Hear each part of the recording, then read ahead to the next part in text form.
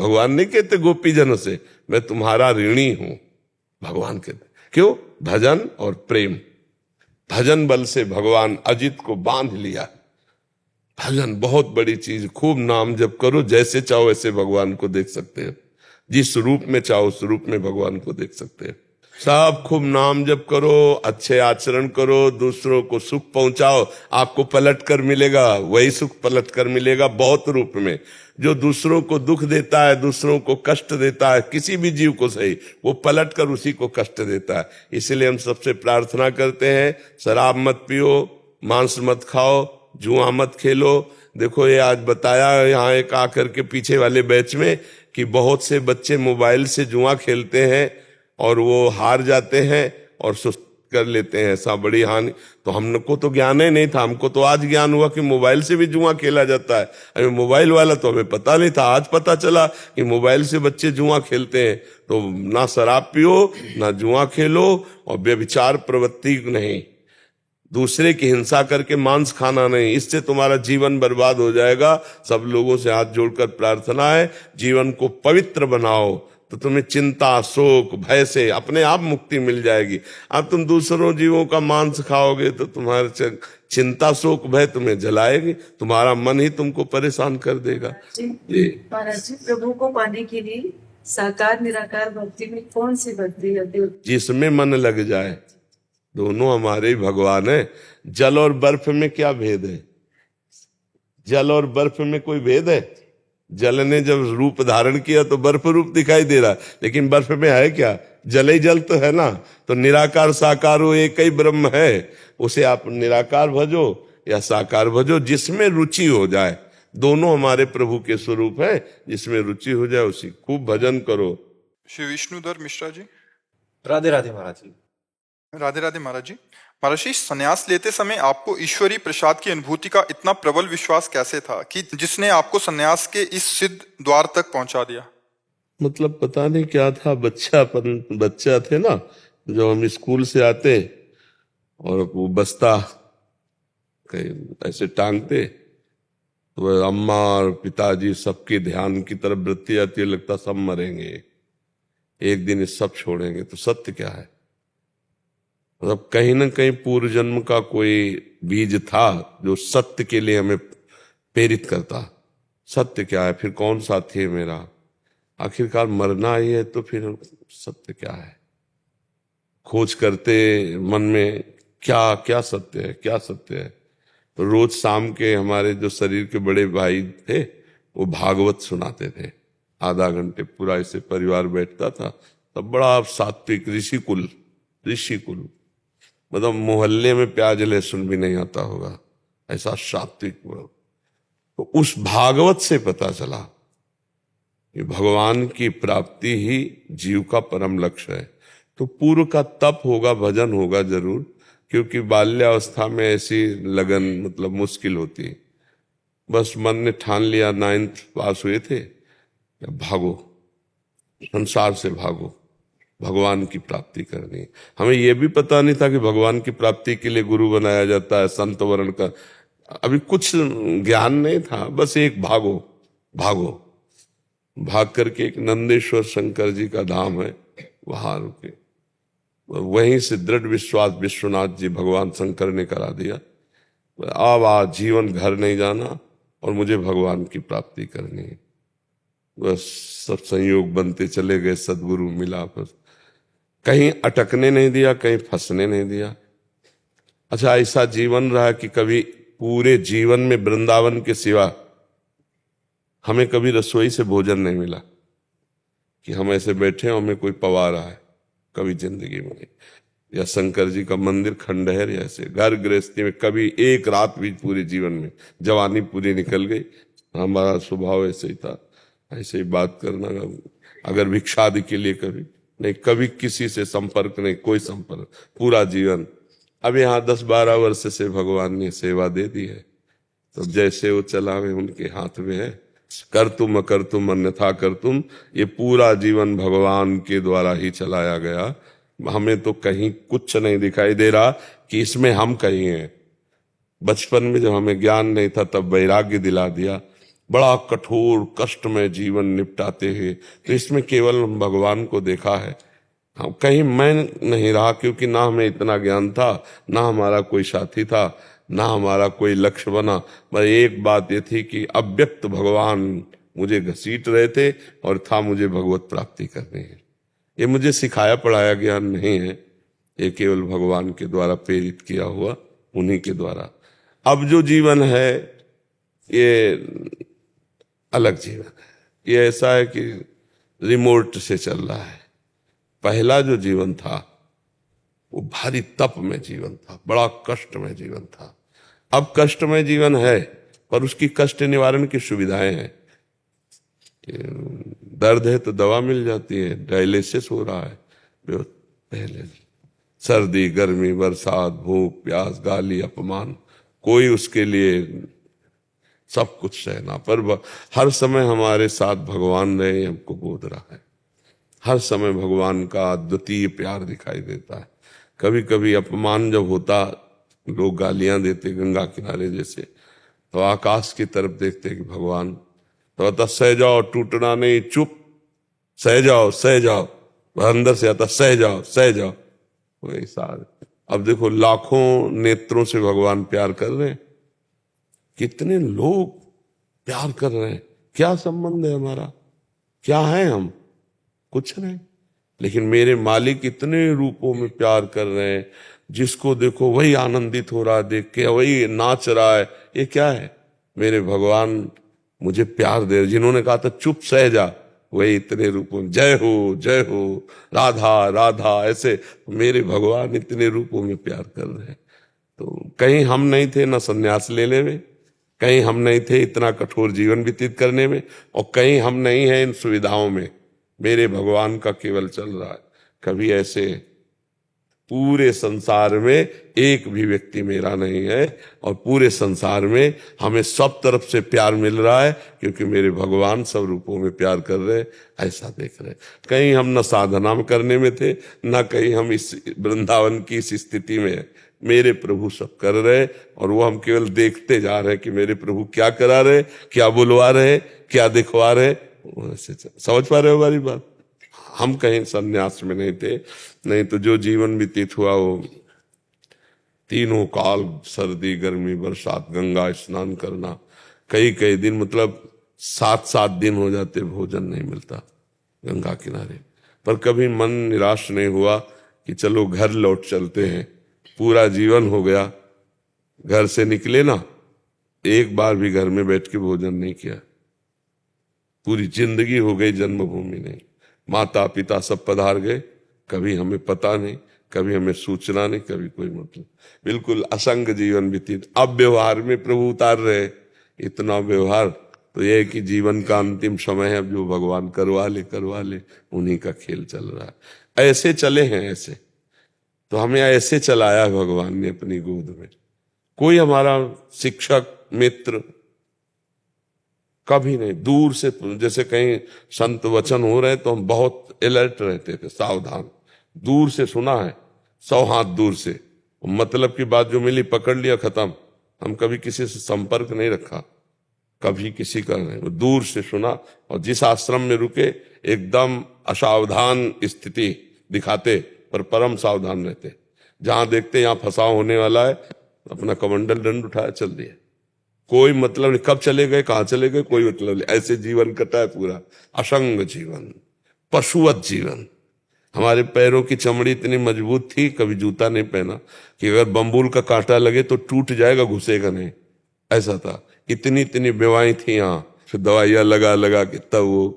अब तो जीवन क्या है, अब तो जैसे प्रभु रखे, मरा हुआ जीवन है, तो मरा हुआ जीवन है ना। हम कुछ कर सकते हैं, किडनी फेल शरीर है, ना कुछ सोच सकते हैं। सोच वही जो प्रभु सोचावे, क्रिया वही जो प्रभु करावे। अब तो बस ऐसे हम नहीं, हम कभी सोफा में बैठे थे, हम कभी नहीं कुछ आसन के सिवा जीवन में। हमसे एक बार एक संत ने पूछा था तुम्हारा लक्ष्य क्या है, तो उनका श्वान प्रवृत्ति की तरह, जैसे कुत्ते को एक बार टुकड़ा डालो, फिर डंडा मारो तो चलो, फिर पुचकारो, फिर टुकड़ा डालो, फिर आ जाएगा। 10 बार करो तो 10 बार आ जाएगा, 10 बार दबका, उसका कोई मान नहीं। फुटपाथ में सोता है, मर जाए तो उसकी अंत्येष्टि किया करने वाला कोई नहीं। ऐसा जीवन चाहते थे, कोई पूछने वाला न हो, एकांत में बैठकर केवल भगवान के लिए रोए, केवल उनके लिए तड़पे। अब उनका खेल, अब वो सब करवाना चाहते तो कौन रोक सकता है? नहीं तो हमारा जीवन का लक्ष्य यही था कि एकांत में भगवान के लिए बैठकर रोऊं, रात दिन भगवान के निरंतर चिंतन में रहूं, और मर जाऊं तो कोई पूछने वाला ना हो, अंत्येष्टि क्रिया करने वाला ना हो। ऐसा भाव था। 3 नियम लिए थे जीवन में। कभी पैसा अपने पास नहीं छूंगा, रखूंगा नहीं। हमारा दूसरा, राजकीय विभाग में कभी हमारा नाम नहीं होगा, न जमीन न पे। तीसरा, कभी जिंदगी में शिष्य नहीं बनाऊंगा। 3 नियम लिए थे, एक नियम टूट गया, गुरु आज्ञा शिष्य बनाना। आज तक हमारे पास एक पैसा नहीं, एक हमारे नाम कोई जमीन नहीं, कहीं भी राजकीय विभाग में कहीं भी कुछ नहीं। ऐसे सत्संग किया, ऐसे किया, जो आया ये उठाए, संत जन है, खाओ। फिर हमारा कोई ना हिसाब से मतलब है, ना हमारा कोई लेने देने से। जहां हम रह रहे हैं वो एक शिष्य का फ्लैट है, वही आज भी खर्चा चला रहा है पूरा उसका, उसमें हम केवल रह रहे हैं। जो गाड़ी है वो आने जाने के लिए 2-3 शिष्यों की है खड़ी, जिसमें बैठो चले आओ, छोड़ दो। ना हमारा गाड़ी, ना रुपया, ना पैसा, ना कभी। भाई एक चीज में ये जो शिष्य, ये गुरु आज्ञा हुई कि मंत्र दो, शिष्य बनाओ, जीवन का जो, तो फिर अब लगा कि जिनकी वस्तु है वो करवाना चाहते, इसलिए हो रहे थे। पक्का समझो, हमारा प्रवचन करना, एकांतिक का उत्तर देना, समाज, ये हमारा स्वभाव नहीं था, स्वभाव नहीं था। पशुवत एकदम जीवन। और कभी हम किसी से प्यार से बात नहीं की। पीछे जो 10-12 वर्ष के पहले ब्रजवासी जन मिले, उनसे पूछ लेना, कभी प्यार से बात नहीं की। अगर किसी ने राधे श्याम कहा तो मनाया, उत्तर दे दिया, नहीं दिया, और क्या बात है, ऐसे बात की कि दोबारा हमारे सामने खड़ा ना हो। ना काहू से दोस्ती, ना काहू से बैर, पर फुसकार रखनी। काटना किसी को है नहीं, पर फुसकार रखनी जिससे कोई प्यार न कर पावे। आज तक कोई दोस्त नहीं, आज तक किसी से। ये हमारे भगवान का, हमारे स्वभाव में नहीं था। अगर कोई हमारी वार्ता हुई और कोई ऐसे 100-50 रुपया रखे तो हम डांट देते थे, बनिया की दुकान समझे। भगवान की चर्चा सुनी, जा अपने दिमाग में धारण कर, पूरा जीवन ऐसे। यही उसी का लाभ आपको मिल रहा है। ये भी बात सुनो, हम कोई पढ़े लिखे ग्रेजुएट नहीं है, हम वो कोई व्याकरणाचार्य और शास्त्री नहीं है। जो जीवन में मिला है उसी का लाभ आपको मिल रहा है। तो भगवान ही हमारे संन्यास दिलाने वाले थे, भगवान ही हमारे जीवन को निर्वाह करने वाले थे। आज भी भगवान ही हमारे जीवन का निर्वाह कर रहे हैं, और हमारा ये अंतिम जन्म है। अब हमारा जन्म नहीं होगा। जैसे होता ना कि हम छक गए तो हमें पता चल जाता है ला, ऐसे हम छक गए, हमें अंदर से पता चल, बार बार अंदर से हो गया काम। बस अब इंतजार है शरीर छूटने का। जो जो सेवा बल जाए, शरीर छूटा, अपने मां स्वरूप में स्थित, ऐसा पक्का। तरुण काबरा जी, सिंगापुर। श्री राधे। श्री हरिवंश, राधे राधे महाराज जी। महाराज जी, बार बार पढ़ते हैं, सुनते हैं कि संसार दुखालयम और अशाश्वतम है, पर यहाँ से रस बुद्धि हट नहीं रही। प्रभु को मानते हैं पर उनसे प्रेम नहीं हो रहा। ये सब कैसे बदले महाराज जी, हमारे अंतःकरण की स्थिति? देखो, वास्तविक बात है कि अभी हम कुछ नहीं जानते हैं। संसार झूठा है ऐसा नहीं जानते। नहीं, हम आपको प्रमाण दें, 2000 रुपए की एक अटैची आपके सामने रखें, आप उस पर प्यार करके दिखाओ, रुपया ही तो है, क्योंकि बंद हो चुका है। हम एक अटैची भर के 2000 की आपके सामने रख दें, आपको पाई भर खुशी नहीं होगी। होगी भला? नहीं खुशी होगी, क्योंकि उसका अस्तित्व वो झूठा हो चुका है, उसका महत्व खत्म हो चुका है। आपकी बुद्धि में जिस दिन जगत का महत्व खत्म हो जाएगा और भगवान का महत्व जागृत हो जाएगा, तो एक क्षण के लिए भी भगवान का विस्मरण आप बर्दाश्त नहीं करेंगे। तद विस्मरणेन परम व्याकुलते थे। ऐसे महत्वशील भगवान का हम कैसे विस्मरण कर सकते हैं? तो वास्तविक क्या है कि एक होता है बुद्धि की जानकारी हो जाना, और एक होता है हृदय से स्वीकार कर लेना। अभी हृदय से स्वीकृति नहीं हुई कि संसार असत है, ये भोग असत है, बुद्धि में जानकारी हो चुकी है। तो इस जानकारी को जब तक अनुभव में नहीं लाया जाता, तब तक जानकारी व्यर्थ ही होती है।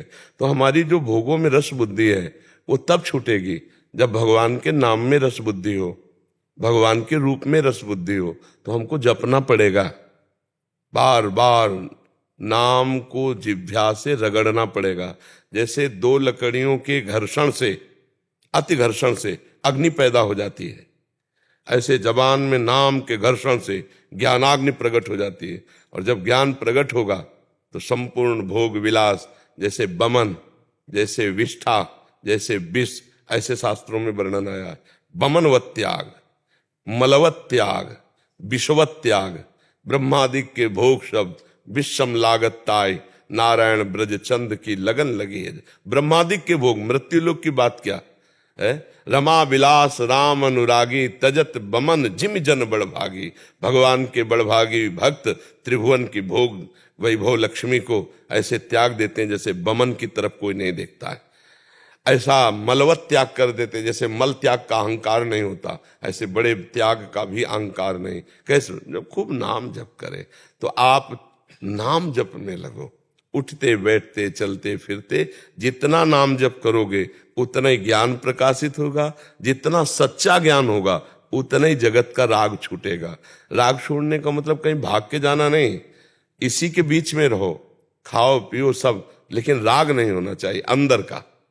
वही एक आदमी खा रहा है राग पूर्वक, वो एक आदमी असंग भाव से पा रहा है शरीर पोषण के लिए। अब जैसे गाड़ी कितनी भी महंगी होगी, डीजल न डालोगे तो चलेगी नहीं ना।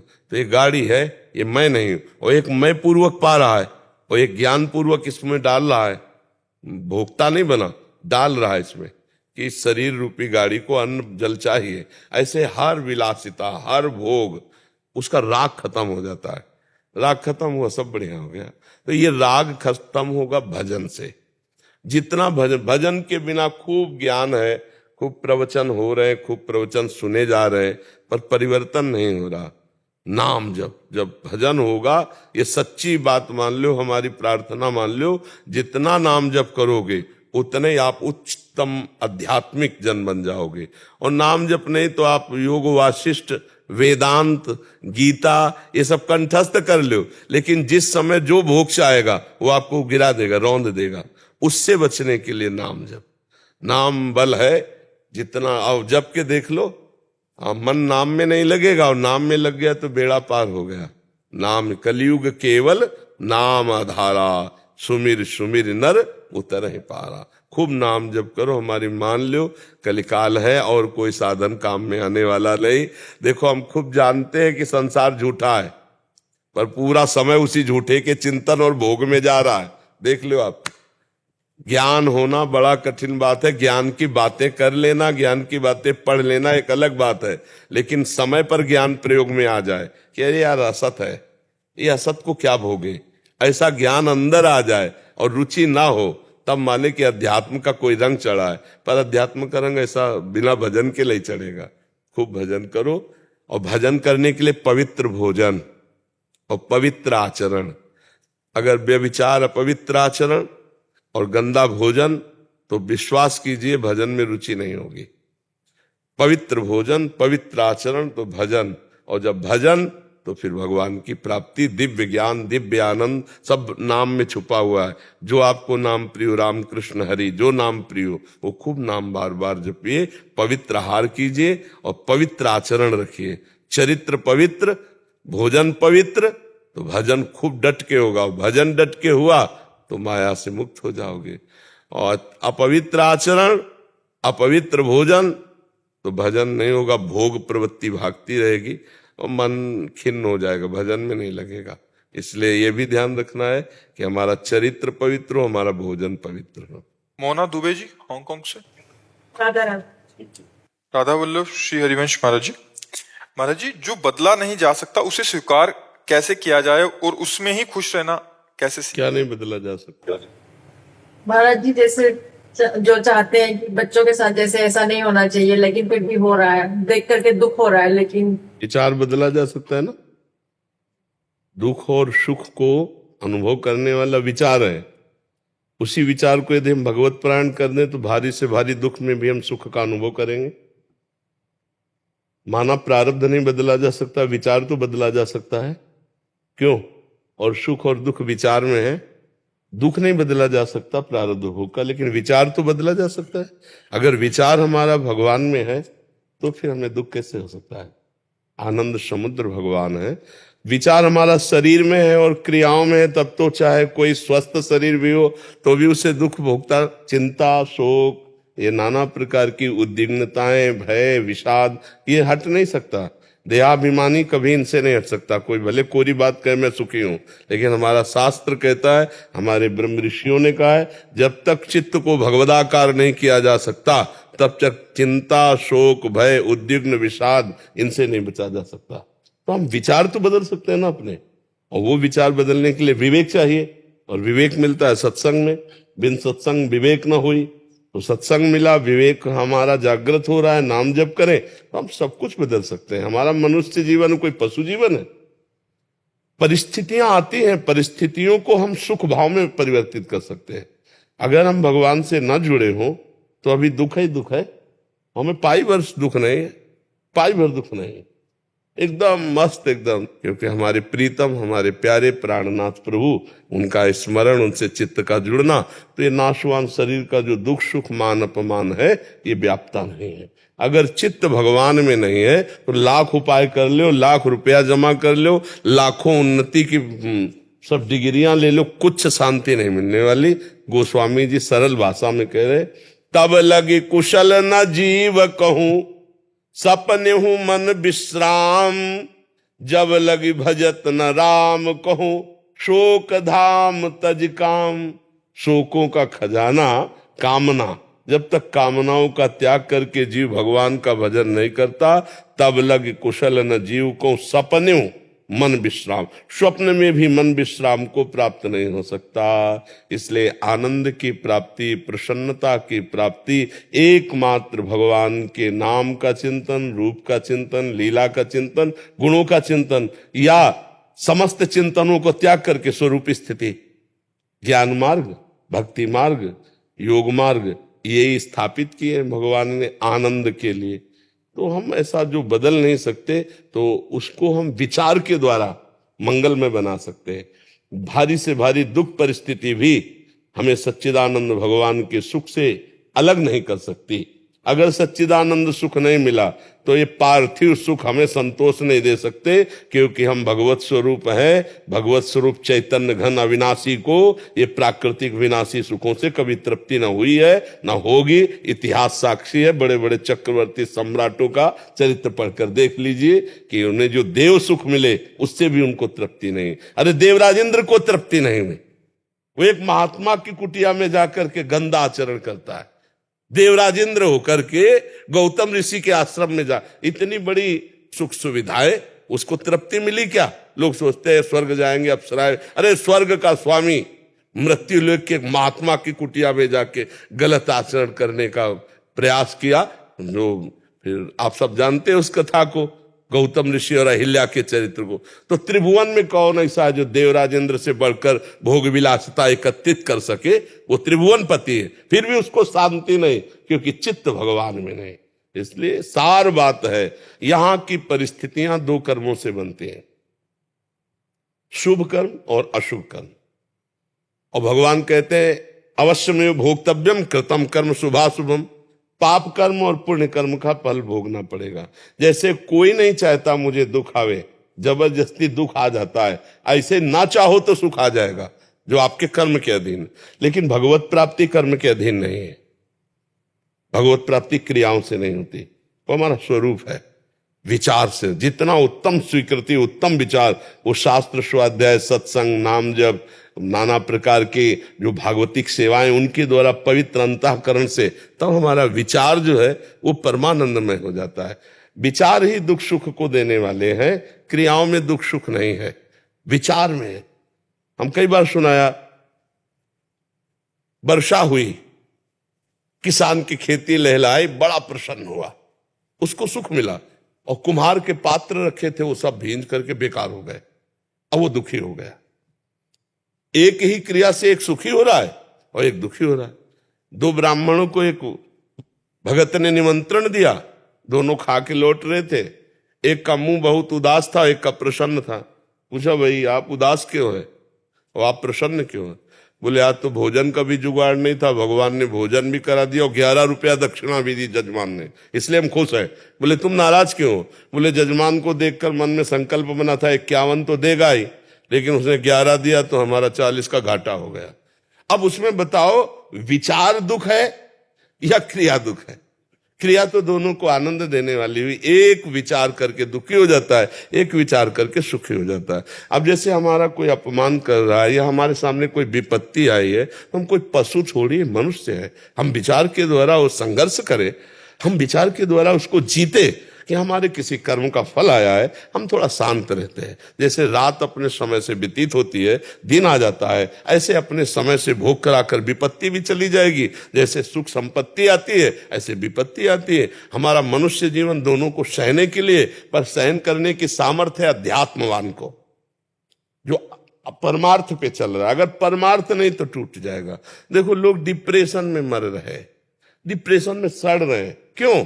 विचारहीन, विचारहीनता बढ़ती चली जा रही, नकारात्मक सोच, बस भय चिंता शोक। मनुष्य जीवन, तुम सच्चिदानंद भगवान के स्वरूप हो, अंश हो, कहाँ फंस गए? इसलिए उठो, सत्संग सुनो, नाम जप करो, शास्त्र स्वाध्याय करो, परोपकार करो। अभी देखो सकारात्मक विचार आनंद प्रदान करने लगेंगे, नकारात्मक विचार ही दुख देते हैं। आप विचार करके बताओ, अगर आपका विचार सही है तो आप आनंदित हो, विचार नहीं तो आप सब कुछ होने पर भी निगेटिव सोच आपको जलाती रहेगी।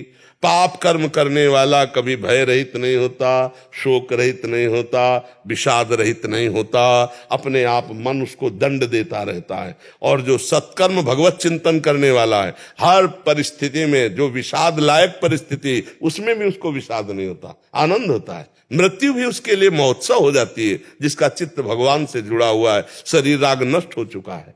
तो ऐसा समझ रहे हैं आप? ऋतुश्री खंडेलवाल जी, जयपुर से। श्री हरिवंश महाराज जी, कोई भी कार्य करने पर पूर्णता निश्चिंतता नहीं आती, मन सदैव उस कार्य की सफल होने के लिए चिंतन में लगा रहता है। क्योंकि भगवान का भरोसा नहीं है, भगवान का दृढ़ भरोसा नहीं है, और भगवान की बातों का हम चिंतन नहीं करते। भगवान ने कहा कर्मण्येवाधिकारस्ते मा फलेषु कदाचन, फल के विषय में चिंता करोगे फंस जाओगे, फलासक्ति ये नया जन्म करवा देगी। इसलिए बहुत सावधान, फल की तरफ समान रहो। सुख दुखे समय कृत्वा लाभा लाभो जया जयो, जय पराजय में, सुख दुख में, लाभ हानि में, फल में समान भाव रखो। कर्म में भगवान के लिए हम कर रहे हैं, हम भगवत प्रीत्यर्थ कर्म कर रहे हैं, अभी आनंद आने लगेगा। अपने लिए कर्म कर रहे हैं, हमें ये फल की प्राप्ति हो, उसमें प्रारब्ध टांग मार सकता है। आपका बुरा प्रारब्ध होगा तो लाख उपाय करो, आप सफल नहीं हो पा सकते। तो हमें कर्म करने का अधिकार है, फल पर भगवान के ऊपर छोड़ देते हैं। फल में समता धारण करें और कर्म करें, और उस कर्म को भगवान को समर्पित कर दे, तो वो कर्म योग हमें भगवत प्राप्ति करा देगा, जो परम फल है, जो परमानंद है। ये कर्मों की आसक्ति ही तो हमें बार बार जन्म मरण में डाल रही है। कर्मों की आसक्ति फलाशक्ति, फल को हम भगवान के चरणों में समर्पित करते हैं और प्रयत्नशील रहते हैं, शास्त्र सम्मत कर्म करते हैं, निश्चित सुख की प्राप्ति होगी। असत कर्म करना नहीं है, अशुभ कर्म करना नहीं है, सत्कर्म छोड़ना नहीं है। फल चाहे जो आवे उसमें हम समान भाव रखते हैं कि हमारे भगवान जो विधान करेंगे बड़ा मंगल करेंगे, तो आनंद आ जाएगा। और अगर शास्त्र सम्मत नहीं चलोगे तो फिर आनंद की अनुभूति तो होगी नहीं, और सबको समान ही फल मिले ऐसा नहीं है। एक ही कर्म लाखों लोग कर रहे हैं, किसी को उत्तम फल मिलता है, किसी को मध्यम मिलता है, किसी को निकृष्ट मिलता है, किसी को मिलता ही नहीं मिलता। खूब हम दिखावें आपको, पढ़े लिखे डिग्री लिए घूम रहे, कोई नौकरी नहीं, प्रारब्ध काम कर रहा पूर्व का। फल की तरफ अगर हम, तभी तो हम भी परेशान हो जाते हैं। आदमी तभी ये शरीर नाश तक की बात सोच लेता है, नहीं? अब किसान आदमी पूरा फल में आसक्त है, पूरी फसल नष्ट हो गई, अब सोचा हम तो बेकार हो गए। विद्यार्थी पूरा, और जब वो फेल हुआ तो अपने को कई जगह ऐसा व्यापार। कल वो हमको एक यहाँ भगत बैठे हुए बता रहे थे कि आजकल मोबाइल में जुआ खेला जाता है। हमको तो पता ही नहीं। तो उन्होंने बताया कि इससे लोग शरीर नाश भी कर रहे हैं, कि लाखों रुपए करोड़ों रुपए हार जाते हैं और फिर अपना शरीर नाश कर लेते हैं। तो हमें लगता है कि थोड़ा अगर अध्यात्म से नहीं जुड़ोगे तो तुम बहुत परेशान हो जाओगे, क्योंकि बहुत बड़ा कर्म का विचित्र रूप है।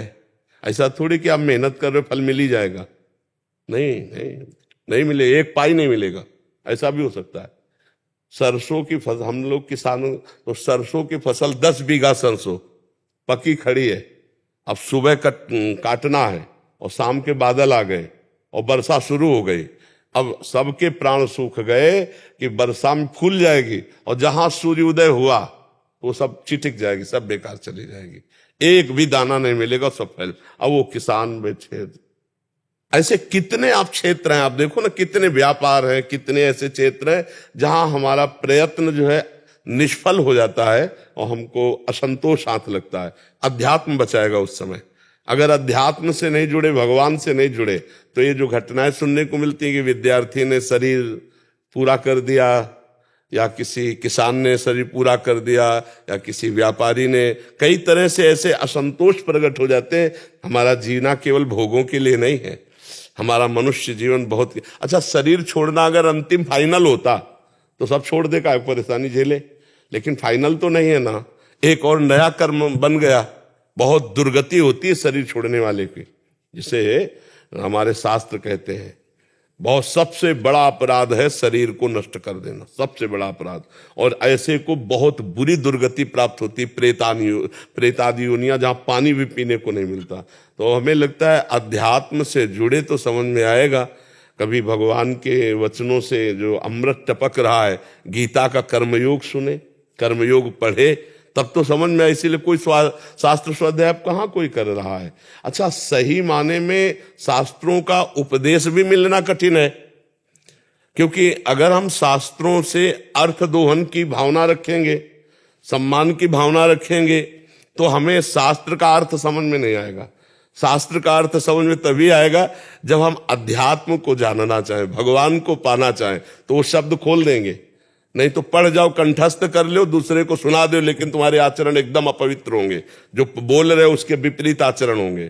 जब तक भगवत प्राप्ति लक्ष्य नहीं बनता, तब तक शास्त्र का सही माने में अर्थ पता नहीं चलता है। तो हमें लगता है कि बड़े महापुरुषों ने जो टीकाएं की है, तो गीता जी पढ़ो, सत्संग सुनो, और जो कर्म है उसे करो, लेकिन फल में समान भाव रखो। फल में समान भाव वही रख सकता है जिसका भगवान से संबंध जागृत हो चुका है, कि ठीक है आज ऐसी समस्या है, असफलता है, भगवान कर्तुम अकर्तुम अन्यथा कर्तुम सर्व समर्थ है। जिनके एक संकल्प से अनंत ब्रह्मांड बनते हैं, वो कल हमारे लिए व्यवस्था कर देंगे। आज मैं असहाय हूं, असमर्थ हूं, दुखी हूं, आज मेरी परिस्थिति है, लेकिन वो करुणा निधान है, वो जरूर कोई न कोई मंगल विधान हुआ और जीव सुखी हो जाता। सुदामा जी के खाने को नहीं था और द्वारिकाधीश पर दृढ़ भरोसा था ना, तो जैसी द्वारिकापुरी वैसी सुदामापुरी बनी ना। हाँ, ये पक्का समझो, भगवान महान लक्ष्मीपति है। तो जिसका भगवान से संबंध स्वीकृत होता है, वो हर परिस्थिति को झेल जाता है कि यार आज ऐसा है तो कल भगवान मंगल विधान करेंगे। अब भगवान से संबंध है नहीं, वो परिस्थितियों से को केवल अपना सुख दुख माना था कि अब की बार जो फसल हुई अब तो हम निहाल हो जाएंगे, और उसके विपरीत हो गया। अब वो क्या करे, अब उसको ये लगता है अब तो शरीर पूरा कर दे, बेटी का ब्याह था, बच्चों की पढ़ाई, हर तरह। और हम कहते हैं अगर उस समय भगवान का भरोसा है तो कोई ऐसा रास्ता निकल आएगा जिससे सब सहज में हो जाएगा, सब सहज में हो जाएगा। भगवान बहुत कृपालु है, सबके हृदय में बैठे, एक एक सेकंड सबको देख रहे हैं, सबको देख रहे हैं। इसलिए हमें लगता है भगवान का आश्रय लिया जाए, कर्म फल में समान भाव रखा जाए, और खूब नाम जप करो, सत्संग जरूर सुनो। हाँ, और अगर आपकी रुचि बन जाए तो गीता जी ले आओ। देखो, श्री स्वामी राम सुखदास जी ने बहुत बढ़िया टीका की है, साधक संजीवनी उसका नाम है। आप गीता प्रेस से मंगवा लीजिए और कर्म योग आप पढ़ करके देखिए, बहुत सुंदर टीका की है, तो आपको समझ में आ जाएगा, फलासक्ति का नाश हो जाएगा। शास्त्र स्वाध्याय संतों के वचनों से बहुत सुंदर विवेक उत्पन्न होता है, और विवेक ही हमको कर्म बंधनों से बचा सकता है। जी, मैं टीका लिया तो है, आपने बताया था 2-4 पहले एकांतिक में, लेकिन अभी समझ नहीं आ रहा है। आप समझ कैसे है कि बुद्धि अपवित्र है तो कैसे। और उसकी टीका को कुछ समय पहले हमने थोड़ा सा सत्संग किया है, महीना 2 महीना तो उसमें किया है, वो सुनो, वो समझ में आ जाएगा। क्योंकि वो हम अपनी भाषा में बोलते हैं ना, जैसे गांव की भाषा में, वो सहज भाषा में समझ में आ जाएगा। उसके समझने के लिए बच्चा बताया ना, जब तक भगवान से अपना संबंध स्वीकृत नहीं होगा, भगवत प्राप्ति लक्ष्य नहीं होगा, तब तो ऊपर से निकल जाएगा, सब समझ ले आएगा। नहीं ला, ऐसे समझ जाता है ला। हाँ, उसके लिए विद्वता नहीं चाहिए, उसके लिए अंदर का भाव चाहिए। पढ़ते रहो, सुनते रहो, नाम जप करते रहो, समझ में आने लगेगा। और सही समझ तो तब होती जब भगवान समझाते हैं। सोई जाने जे देव जलाई और जानत तुम्हें। सच्चा ज्ञान तो भगवान ही हृदय से देते। लगे रहो, कभी न कभी जगत गुरु कृपा करेंगे और ज्ञान प्रकाशित से जुड़े हैं ना, पहले बड़ा कुछ जीवन खराब, आपने सब सुना। नहीं, भगवान सब संभालते हैं, हम सब भगवान के दास हैं, उन्हीं की कृपा से सबका मंगल होता है। निमित्त तो वो किसी को बना दे, मंगल भवन तो वही है।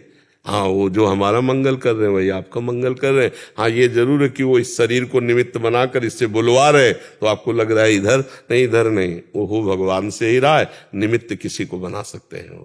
डॉक्टर रोहित जी, राधे राधे महाराज जी। महाराज जी, मैं निरंतर रूप से भगवान के मंदिर व नाम जप भी करता हूँ महाराज जी। क्या निरंतर रूप से भगवान के मंदिर व नाम निरंतर रूप से भगवान का मंदिर, इसका अर्थ हम नहीं समझे। मैं निरंतर मंदिर जाता हूँ। निरंतर नहीं, नित्य। क्योंकि निरंतर शब्द अलग है, उसका अर्थ अलग है। निरंतर माने होता है अव्यावृत, अखंड। तो मंदिर में हर समय बैठे रहते हैं, तो उसमें भी अखंड नहीं हो सकता, क्योंकि शौचालय जाओगे, लघु शंका जाओगे, उसे हम निरंतर नहीं कह सकते। नित्य, हाँ अब सॉरी, नित्य। महाराज जी, मैं नित्य भगवान के मंदिर व नाम जप करता हूँ महाराज जी। बचपन से ही स्वप्न अब में नाम जप में तुम्हें कितना नाम जप करते हो? एक माला विधि करता हूँ। एक माला में कितना समय लगता है? 30 से 40 सेकंड। आए 40 से 40 सेकंड। अरे यार, 24 मिनट तो कम से कम दो 24 घंटे में। बेईमानी क्यों करते हो? 24 मिनट समय दो माला में, जितने माला हो जाए। आज से 24 मिनट तो दो 24 घंटे में, ठीक है? पक्का 24 मिनट नाम जप करोगे, जितने माला हो जाए। माला नहीं जानते, पर 24 मिनट तुम्हें जप करना है। अच्छा, मंदिर जाते हो तो क्या करते हो? मैं जयपुर में श्री गोविंद देव जी का मंदिर है जी। मैं महाराज जी, वहां पर कीर्तन होता है वहाँ, तो उस कीर्तन को मैं अटेंड करता हूँ। हाँ, ठीक है। पहला काम, जब ठाकुर जी के सामने गए, पहले हाथ जोड़े, फिर साष्टांग दंडवत किए, फिर ठाकुर जी के मंदिर की 4 परिक्रमा की, फिर कीर्तन में बैठ गए, फिर प्रणाम करके वापस लौट गए। ठीक है ना? रोज से इतना करना, 24 मिनट नाम जप करना, और कभी किसी का अहित मत करना। डॉक्टर हो, जो भी मरीज आवे, जिस भी विधान से, जो भाई अलग अलग विधान है ना, कि कोई होम्योपैथिक, कोई, अब हमें तो पता नहीं कौन से आप डॉक्टर हो, कौन से डॉक्टर हो? मैं फिजियोथेरेपिस्ट हूँ। फिजियोथेरेपिस्ट, ये क्या होता है? हाँ, हाँ, तो मरीज को भगवान का स्वरूप मानकर, क्योंकि भगवान सबके अंदर है, जितना ज्ञान है आप उसकी डॉक्टरी कीजिए। उचित जो भेंट है वो जीवन यापन के लिए ले लीजिए। 24 मिनट नाम जपना शुरू कीजिए। मंदिर में जैसे कहा वैसे जाइए। फिर आगे 1 महीने बाद कभी आना हो ना, तो हमें बताना कि लाभ आपको क्या हुआ है। नहीं, ये आध्यात्मिक दवाई है, इसमें पक्का जैसा हम कहे वैसा चलो। फिर देखना, एक बार श्री कृष्ण को साष्टांग जो प्रणाम करता है, उन्हीं को गोविंद देव जी कहते हैं। वही मदन मोहन, वही वाक्य बिहारी, वही राधा रमण, वही राधा वल्लभ है। एकोपि कृष्णः कृतः प्रणामो दशाश्वमेधा अवर्तेन तुल्यः दशाश्वमेधि पुनरेपि जन्म कृष्ण प्रणामी न पुनर्भवाय। एक बार भगवान श्री कृष्ण को साष्टांग दंडवत करने से 10 अश्वमेध यज्ञ के अवभृत स्नान का फल मिलता है। पर 10 अश्वमेध यज्ञ करने वाले को श्री कृष्ण प्रणाम करने वाले में बड़ा अंतर है, क्योंकि 10 अश्वमेध यज्ञ करने वाला स्वर्ग जाएगा, भोग भोगेगा, पुनः मृत्यु लोक आएगा, लेकिन कृष्ण प्रणामी न पुनर्भवाए, उसका अंतिम जन्म माना जाता है। जो रोज भगवान श्री कृष्ण को, अब आप जाओ 4 परिक्रमा करो, प्रणाम करो, कीर्तन करो, किसी की निंदा मत करना, किसी के दोष मत देखना, सर झुकाया चले आए। 24 मिनट एकांत में बैठ करके नाम जप करो। जो मरीज आवे उनको भगवत भाव से देखो। जितना ज्ञान है, अर्थ की प्रधानता न रखते हुए उनकी सेवा, उनको रोग निवृत्ति की भावना से जो आपको ज्ञान है वो प्रयोग कीजिए। आप फिर देखिए आपको कैसा अनुभव होता है। आनंद का अनुभव। कोई नशा मत कीजिए, कोई गंदा आचरण मत कीजिए, क्योंकि नशा और गंदा आचरण ये छेद है। जैसे मटकी में जल डालो और छेद कर दो तो भरेगी नहीं, आनंद का अनुभव नहीं होगा। ऐसे व्यभिचार आदि गंदे दोष और मदिरा और अन्य नशा ये कभी जीवन में ना आने पावे। है क्या? पक्का शराब नहीं पीते? हाँ, कभी पीना मत। तो ऐसे दोस्त मत बनाना जो तुम्हें पीने के लिए प्रेस करें, दबाव डालें अपनी दोस्ती का, ठीक है? गंदा आचरण जीवन को नष्ट कर देता है, आज नहीं तो कल पक्का परिणाम, पक्का उसका जो है पतन ही होगा। इसलिए व्यभिचार और व्यसन इन दोनों से बचते हुए जैसा कहा वैसे चलो। फिर कभी मिलना, बताना कैसी दवा रही, कैसा आनंद आपको लग रहा, ठीक है? महाराज जी ये कह रहे थे कि इनके सपने में ना भगवान श्री कृष्ण और अन्य देवी देवता के दर्शन इनको होते रहते हैं। एक बार स्वप्न में श्री कृष्ण आ गए ना तो जानते हो, देखो रे देखो ये नंद का छोरा बरछी मारे जाता है, बरछी सी तिरछी चितवन की पैनी छुरी चलाता है, हमको घायल देख बेदर्दी मंद मंद मुस्काता है, ललित किशोरी जखम जिगर पर नोन पूरी बुर खाता है। अरे अभी जाला कहा है, एक बार स्वप्न में आ गया ना ललित त्रिभंगी तो किसी काम का नहीं रह जाता हो, है? हा सिसकना तड़पना, बस ये जीवन, हा कृष्ण हा कमलोचन, तो हृदय की दशा बदल जाती है। अभी ये सब मायाकृत है, अभी सच्चिदानंद नहीं है, ठीक है? चुप रहो। जो स्वप्न में आते हैं ये मंगल लक्षण है, भगवान आप पर प्रसन्न है, बस चुपचाप आगे चलते रहो। इसका महत्व मत रखो, ये सब अभी मायाकृत है, अभी सच्चिदानंद नहीं है। सच्चिदानंद जब आएंगे तो बात बदल जाएगी, ठीक है? स्वप्न में भी अगर वो आ गए तो बात बदल जाएगी, बात बदल जाएगी। ऐसे सच्चिदानंद श्री कृष्ण का स्वप्न, श्री कृष्ण के लिए जागृत स्वप्न सुषुप्ति का भेद थोड़ी, वो तो हमारे लिए है। वो चाहे तो सुषुप्ति में आ जाए, चाहे जागृत में आ जाए, चाहे स्वप्न में आ जाए, वो तो वही है ना। और एक बार जिसको भगवत साक्षात्कार हो गया वो जीवन मुक्त हो जाता है, ये पक्का। भगवत साक्षात्कार जीवन मुक्त हो जाता है। अभी ये मायाकृत है, अभी सच्चिदानंद नहीं है। राधे राधे महाराज जी। महाराज जी हमें जो भी सुख अथवा दुख आता है वो हमारे ही कर्मों के फल से प्रारब्ध के रूप में आता है। ऐसे में अगर हमें किसी व्यक्ति के द्वारा कोई सुख या दुख आया तो उसमें उस व्यक्ति के उस नवीन कर्म को उसके परिप्रेक्ष्य में क्या ये तय किया जा सकता है कि उसके द्वारा ये शुभ व अशुभ कार्य हुआ है और उसके वो कार्य को उसके फल भी मिल जाएगा? अब इसको तो देखो भगवान ही जानते हैं, क्योंकि सर्वज्ञ तो भगवान है ना। हम लोग कोई अचानक व्यक्ति आता है हमसे प्रतिकूलता कर बैठता है, या अचानक आता है हमें अनुकूलता प्रदान करता है, तो मेरे तो ये प्रारब्ध बन गया। मैं तो ये मानूंगा कि मुझे जो प्रतिकूलता मिली है मेरा प्रारब्ध है, लेकिन वो हमारे प्रारब्ध से प्रेरित होकर पीट रहा है या नवीन कर्म बन रहा है, इसका निर्णय तो भगवान कर सकते हैं, क्योंकि वही सर्वज्ञ हैं।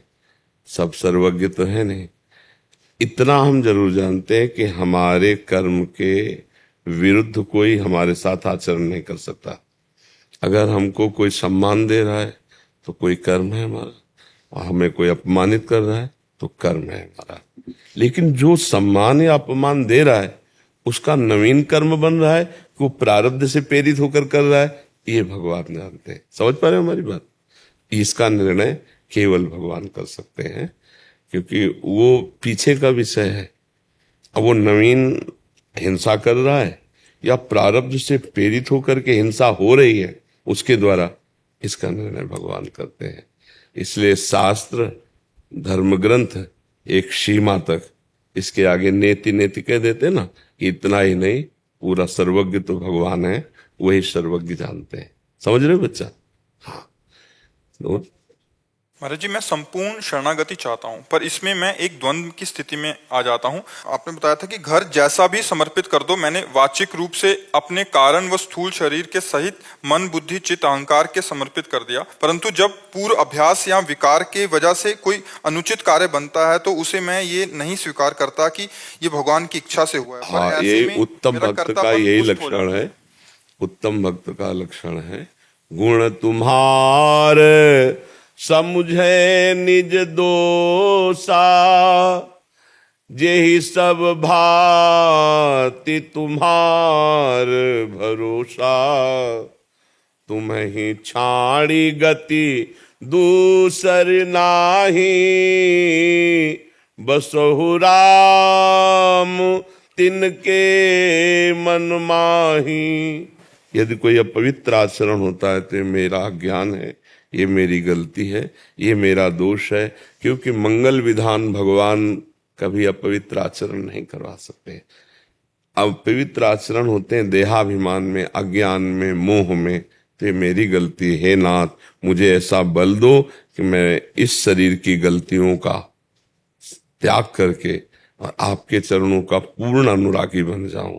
ये बिल्कुल ऐसा ही सबके हृदय में होता है जो भक्त होता है। पूर्ण समर्पण की ओर जाते हैं तो इसमें कर्ता तत्व रह जाता है। अगर जैसे देखो, अगर कर्ता तत्व का लय करना है तो समर्पण क्रिया करनी पड़ेगी, क्योंकि ये कर्ता तत्व तो बना ही हुआ है। तो कर्ता सहित दे दो ना। जैसे बिका हुआ घर का नौकर होता है, वो पेमेंट नहीं लेता। अनुचित कार्य प्रभु से प्रार्थना करो ना, प्रभु से विनय करो कि प्रभु मेरे इस अहम में जो दोष है इसे निर्दोष कर दो।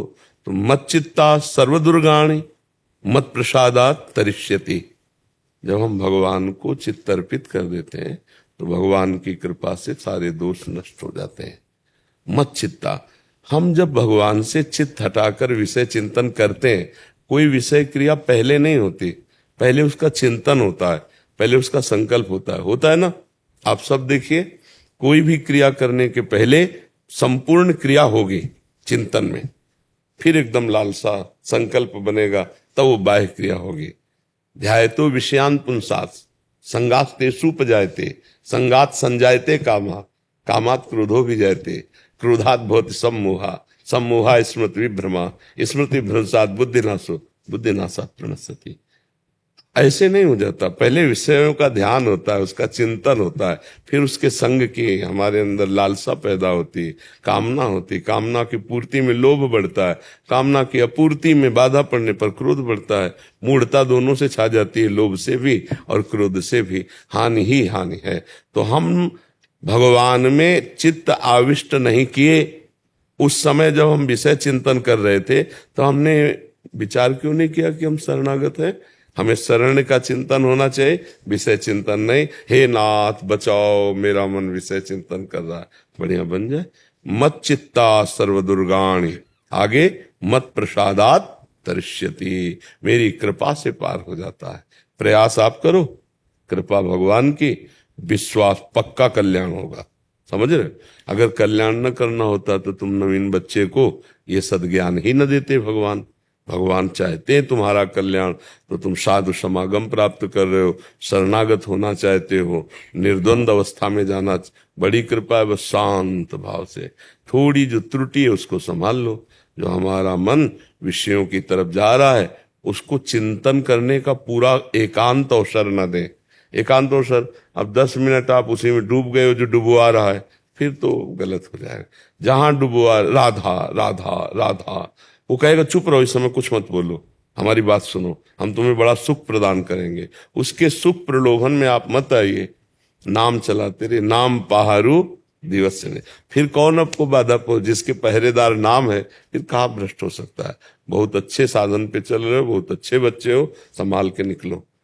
विषयों में, गलत चिंतन में जो हमारा समय है उसको हमें बाधित करना है, विषय चिंतन नहीं करने देना है, इंद्रियों को स्वच्छंद नहीं छोड़ना है।